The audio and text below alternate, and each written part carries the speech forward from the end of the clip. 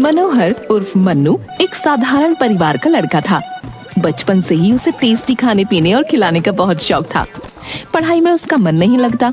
School के रास्ते में टेस्टी मिठाइयाँ और पकवान बनते देख वो घंटों हलवाई की दुकान पर बिता देता। एक दिन स्कूल लेट पहुँचने पर, क्यों रे मनु, इतना लेट क्यों आए हो? तुम्हें डेली लेट हो जाता है, क्या बात है? सर, ये पिंटू हलवाई की दुकान पर खड़ा होगा। मैं कल ही इसको देखा था स्कूल ड्रेस में, वहाँ पर जलेबियाँ छान रहा था। ओह, तो इसकी हलवाई की दुकान है। मनु, पिताजी से क्यों नहीं कहते कि स्कूल जाने के टाइम पे काम न करवाए?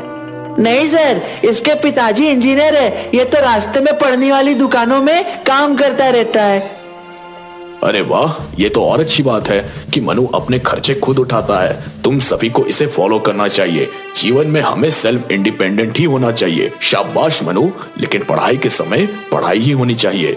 सर, आप समझ नहीं रहे हैं। ये काम करने के बदले पैसे नहीं लेता। इसे खाना बनाने और खिलाने में मन लगता है। घर का सारा काम यही करता है। बोले तो मनु नहीं, ये मुन्नी है। चुप रहो, चलो सब अपनी अपनी मैथमेटिक्स का बुक निकालो। मास्टर साहब उस दिन से मन्नू पर वॉच करने लगते हैं। वो लड़कों से ज्यादा लड़कियों में सहज रहता था।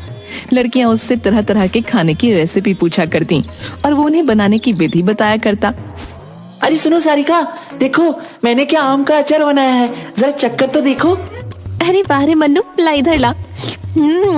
अरे कमाल का जादू है तेरे हाथों में मन्नू, इतना मजेदार अचार। वाह, मजा ही आ गया।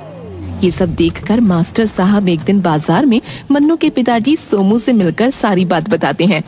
मन्नू के पिताजी ने भी बताया कि वो लड़कियों वाला काम ही पसंद करता है। पढ़ाई में उसका मन नहीं लगता। एक दिन क्लास में बच्चे उसे छेड़ रहे थे।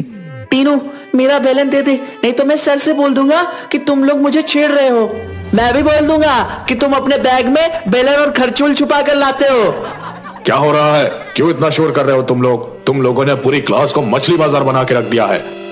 सर, ये रोज अपने बैग में खरचूल और बेलन लाता है, सिर्फ खाने की बात करता रहता है, हमें पढ़ने में डिस्टर्ब करता है।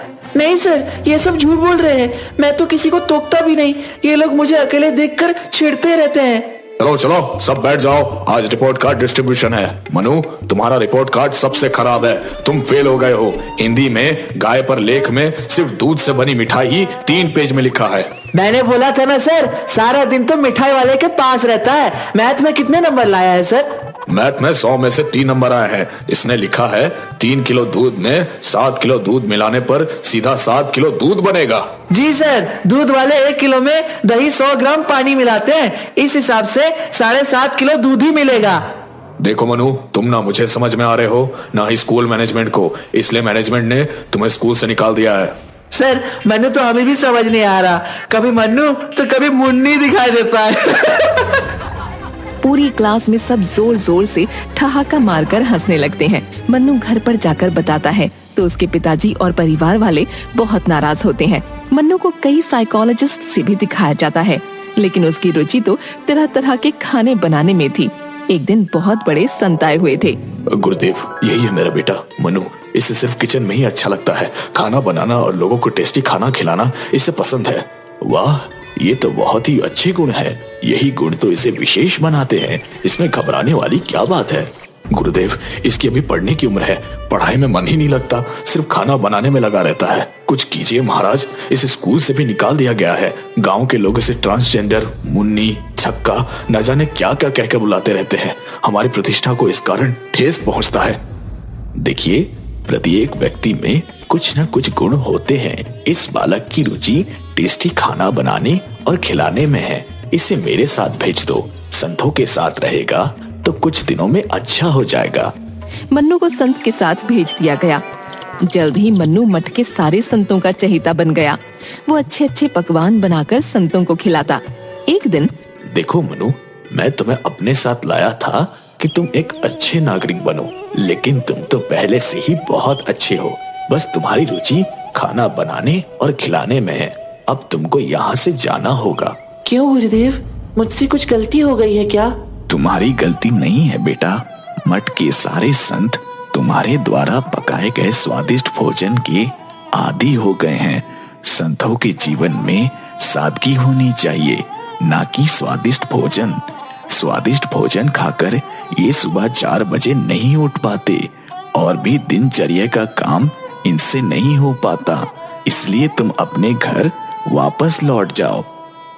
ठीक है गुरुदेव, जैसी आपकी आज्ञा, लेकिन मुझे उस समाज में मन नहीं लगता। मैं क्या करूं? पिताजी कहते हैं कि पढ़ेगा लिखेगा नहीं तो क्या करेगा जीवन में। बेटा, तुम्हारा खाना बनाने और खिलाने का हुनर देख मुझे लगता है कि तुम्हें लोगों को खिलाने वाला काम करना चाहिए। मन्नू वापस अपने घर आ जाता है। गांव वाले फिर से उसे मुन्नी मुन्नी कहकर चढ़ाने लगते हैं। एक बार गांव के सरपंच हुकुमचंद की बेटी की शादी होती है। एक से एक पकवान बन रहे होते हैं। सरपंच के कहने पर मन्नू सारे पकवानों की देखरेख कर रहा था, लेकिन उसी वक्त एक हलवाई को हार्ट अटैक आ गया और एक मेन हलवाई लच्छू हलवाई को छोड़कर सभी कारीगर चले गए। उस समय मन्नू मोर्चे को संभालता है। बेटा मनु, मेरी इज्जत अब तेरे हाथ है। अगर मेहमान बिना खाए यहाँ से चले गए तो मेरी नाक कट जाएगी। अरे चाचा, आपकी बेटी मेरी बहन है, आप फिक्र ना करो, दूसरे काम को देखो। मुझे सिर्फ 4-5 काम करने वाले लड़के उपलब्ध करवा दीजिए। नहीं मालिक, आप नहीं समझ रहे। 12,000 आदमियों का खाना, वो भी 20 वैरायटी में 4-5 लड़कों में कैसे बनेगा? ओ, अब मैं क्या करूं? कहाँ जाऊं? आज इतना जबरदस्त लगान है कि आसपास के गांव में कोई भी हलवाई खाली नहीं है। अब मेरी पगड़ी उछलना तय है। सब हो जाएगा लच्छू चाचा, बस आप सब्र रखो और जैसा मैं कहता हूँ वैसा करो। सरपंच चाचा, आप जितनी जल्दी हो सके 4-5 लड़कों को भेजो। मन्नू लच्छू हलवाई और 5 लड़कों को लेकर अपने काम में लग जाता है। सिर्फ 10 मिनट में 5 लड़कों को काम समझाने के बाद सभी को अपने अपने काम पर मन्नू भेज देता है। रात करीब 8 बजे बारात हुकुमचंद के दरवाजे पर आ जाती है। पता चलता है कि बारात में 200 आदमियों की जगह 300 लोग आ गए। हुकुमचंद दौड़कर मन्नू के पास आता है। मनु, बारात में 100 आदमी ज्यादा आए हैं। पहले बारातियों को खाना खिलाओ, गांव के लोगों को बाद में देखेंगे। इज्जत तो चला ही गया। चाचा, कुछ नहीं होगा, आप बस देखते जाइए। पहले बारातियों को खाना देते हैं, उनके खाते खाते गांव वालों का भी खाना बन जाएगा। पता नहीं बेटा क्या होगा, लेकिन तुमसे बात करके हिम्मत आ जाती है। चाचा, सारा खाना रेडी है, आप बस बारातियों को खाना खिलाइए। खाना बहुत स्वादिष्ट बना था। सारे बारातियों को खाना खिलाने के बाद गांव के लोगों को भी खाना खिला दिया जाता है। हुकुमचंद ये देखकर काफी खुश हो जाता है। वो मन्नू की प्रशंसा पूरे गांव से कर रहा था। अरे सोमू, कल अगर तुम्हारा बेटा मनु नहीं होता तो मेरी इज्जत तो चली ही जाती। वो सब तो ठीक है सरपंच जी, लेकिन इसी रुचि के चलते इसकी पढ़ाई छूट गई। लोग इसे मुन्नी और ना जाने क्या क्या कहते हैं। वो आपसे छुपा हुआ नहीं है।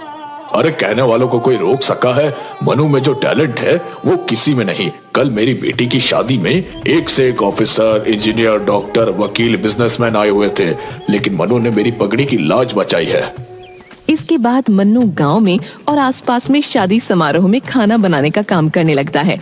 बारात में आए एक सेठ मन्नू के खाने की, खासकर उसके टेस्टी डोसे को खाने के बाद मन्नू को शहर में उसके रेस्टोरेंट में काम करने का ऑफर देता है। मन्नू अब शहर में रेस्टोरेंट में जाकर काम करने लगता है, लेकिन जल्द ही रेस्टोरेंट के मेन शेफ से उसकी बनती नहीं और वो वहाँ से काम छोड़कर ठेले पर डोसे की दुकान खोल लेता है। उसके मधुर व्यवहार और लजीज डोसे की वजह से जल्द ही वो छोटी सी दुकान से बड़ा रेस्टोरेंट बना लेता है। इधर टीनू के पिताजी एक सड़क हादसे में गुजर जाते हैं। टीनू पिताजी का व्यापार ठीक से चला नहीं पाता और घाटे में चला जाता है। वो काम खोजने शहर आता है। एक दिन टीनू को बहुत भूख लगी थी।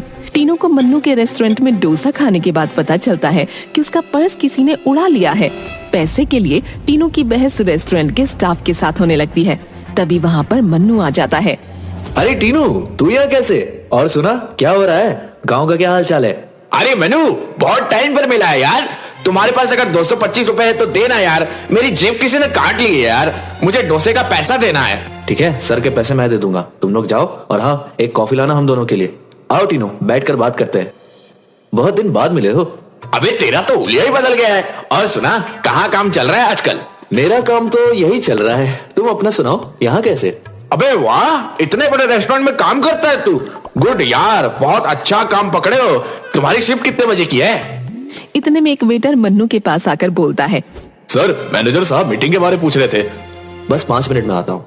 अबे साले जा मीटिंग अटेंड कर, नहीं तो मेरे चक्कर में मैनेजर कहीं तुझे छुट्टी ना दे दे। और हाँ देख, मैनेजर जैसे बड़े लोगों से टच बना कर रख। अबे ये कोट टाई बदल कर प्रॉपर वेटर वाली ड्रेस पहन ले, नहीं तो बड़े लोगों का मूड का क्या भरोसा। बस 5 मिनट रुको, मैं मीटिंग से होकर अभी आया। हाँ भाई, मुझे भी काम है तुझसे। ए वेटर, जरा इधर आना। जी सर, ऑर्डर कीजिए। अबे अभी तो तुम लोगों को बताया कि मेरी जेब किसी ने काट लिया है, और ऑर्डर के बारे में क्यों पूछ रहे हो मेरे से? मजाक उड़ा रहे हो क्या मेरा? सर, आप मन्नू सर के दोस्त हैं, आपको पैसे की क्या चिंता, आप बस ऑर्डर कीजिए ना। अबे मन्नू को सर सर कह के इतना मत चढ़ा दो कि खातिरदारी में उसकी सैलरी ही काट ली जाए। क्या सर, आप भी मजाक करते हैं? वो तो सैलरी हम सबको देते हैं, वो इस रेस्टोरेंट के मालिक हैं। क्या इतना बड़ा रेस्टोरेंट मन्नू का है? अरे उनके तो ऐसे 3-3 रेस्टोरेंट है शहर में। तभी वहाँ पर मन्नू आ जाता है। सॉरी टीनू, मुझे देर हो गई आने में। वो मैनेजर हिसाब किताब में कुछ घोटाला कर रहा था यार, हटा दिया उसे। दोस्त, तू मैनेजर बनेगा? तुम्हारी मैथ्स तो बहुत अच्छी है। 50,000 रुपए सैलरी, गाड़ी और रहने खाने का क्वार्टर मिलेगा।